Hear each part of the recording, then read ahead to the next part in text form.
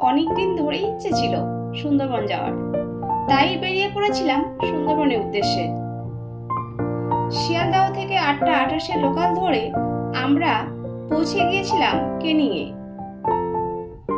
ট্রাভেলসের লোকেরা টোটো নিয়ে ওখানেই ওয়েট করে। এরপর তারাই টোটো করে পৌঁছে দিয়েছিল সোনাখালীতে। এরপর সোনাখালী থেকে বোটে যাত্রা শুরু হয় আমাদের।